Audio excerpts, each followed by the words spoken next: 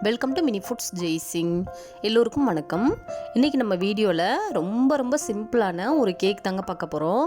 இது பார்க்குறதுக்கு எவ்வளோ அழகாக இருக்குதுன்னு பாருங்கள். செய்கிறதுக்கு ரொம்ப ஈஸி. இப்படி கூட நம்ம கேக் செய்யலாமா அப்படின்னு சொல்லிட்டு உங்களுக்கே தோணும். எவ்வளோ அழகாக வந்திருக்குதுன்னு பாருங்கள். எந்த அளவுக்கு சாஃப்டாக இருக்குதுன்னு பாருங்கள். சாப்பிட்றதுக்கு அவ்வளோ டேஸ்ட்டாக இருக்கும்.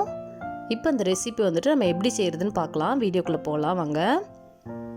இப்போ ஒரு பாத்திரத்தில் 1/2 லிட்டர் அளவுக்கு பால் வந்துட்டு எடுத்துருக்கிறேன். அது கூட 1/2 கப் அளவுக்கு சுகர் வந்துட்டு சேர்த்துக்கிறலாங்க. இது செய்கிறதுக்கு நீங்கள் 1/4 லிட்டர் அளவுக்கு பால் கூட பயன்படுத்திக்கலாம். 1/4 கப் அளவுக்கு மைதா மாவு சேர்த்துக்கலாம். 1/4 கப் அளவுக்கு மில்க் பவுடர் சேர்த்துக்கலாம். அந்த பாலுக்கு இன்னுமே நல்ல ஒரு திக்னஸ் கொடுக்கும். டேஸ்ட்டும் நமக்கு நல்லா இருக்குங்க. இது எல்லாத்தையுமே நான் அடுப்பில் இன்னும் வைக்கவே செய்ய கிடையாது. இப்போ நல்லா விஸ்க் வச்சு நல்லா கலந்து விட்டுறலாம். சின்ன கட்டிகள் எதுவுமே இல்லாத அளவுக்கு. அடுப்பில் வைக்கிறதுக்கு முன்னாடியே நம்ம இது போல் ரெடி பண்ணி வச்சிட்டோம்னா நமக்கு கலந்து விடுறதுக்கு ரொம்ப ஈஸியாக இருக்குங்க. இப்போ பாருங்கள், அடுப்பில் வச்சாச்சு. மீடியம் ஃப்ளேமில் வச்சுட்டு இது போல் விஸ்க் வச்சு கலந்துக்கிட்டே இருங்க. கட்டிப்படாத அளவுக்கு இது போல் நல்லா கலந்து விட்டுட்டு இதில் 1 டேபிள் ஸ்பூன் அளவுக்கு பட்டர் சேர்த்துக்கலாம். பட்டர் சேர்க்கறனால இது வந்துட்டு நல்லா க்ரீமியாகவும் இருக்கும். நல்லா டேஸ்ட்டும் நமக்கு வித்தியாசப்படுங்க. இந்த கேக் செய்கிறதுக்கு மொத்தமாகவே 10 நிமிஷத்துக்கும் கம்மியாக தாங்க ஆகும். அவ்வளோதான் பாருங்கள், திக்காகிடுச்சு. இந்தளவுக்கு பதம் வந்தோடனே இறக்கி வச்சிடலாம். நெக்ஸ்ட்டு நம்ம ரெடி பண்ண ஆரம்பிச்சிடலாம். இப்போ 3 பிரெட் ஸ்லைசஸ் எடுத்துருக்கிறேன், மீடியம் சைஸு. இப்போ ஒரு பவுலில் 3 ஸ்பூன் அளவுக்கு பவுடர் பண்ண சுகர் வந்துட்டு சேர்த்துருக்குறேங்க. இது கூட 1/4 கப் அளவுக்கு தண்ணி வந்துட்டு சேர்த்துருக்குறேன். நீங்கள் பவுடர் பண்ண சுகருக்கு பதிலாக நார்மல் சுகர் கூட சேர்த்துக்கலாம்.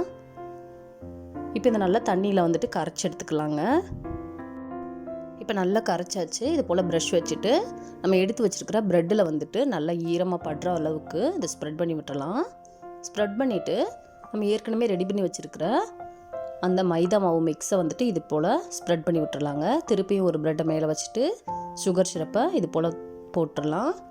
திருப்பியும் அந்த பால் மிக்ஸை வந்துட்டு போட்டுடலாங்க. இது மேலே கொஞ்சமாக டெசிகேட்டட் கோகனட் வந்துட்டு நான் சேர்த்துருக்குறேன். கொஞ்சமாக நட்ஸு சேர்த்துக்கலாம். உங்களுக்கு எந்த நட்ஸ் இருக்குதோ அதை கூட சேர்த்துக்கலாங்க. திருப்பியும் ப்ரெட்டை வந்துட்டு போட்டுட்டு நம்ம சுகர் சிரப்பு வந்துட்டு மேலே போட்டுடலாம். திருப்பியும் இந்த மிக்ஸை வந்துட்டு சேர்த்துக்கலாங்க. சேர்த்துட்டு டெசிகேட்டட் கோகனட் கொஞ்சம், தேவையான அளவுக்கு நட்ஸ் வந்துட்டு கொஞ்சம் வந்துட்டு சேர்த்துருக்குறேன். இதை அப்படியே எடுத்து ஃப்ரிட்ஜில் வந்துட்டு ஒரு 3லேருந்து 4 மணி நேரம் வச்சிடணுங்க.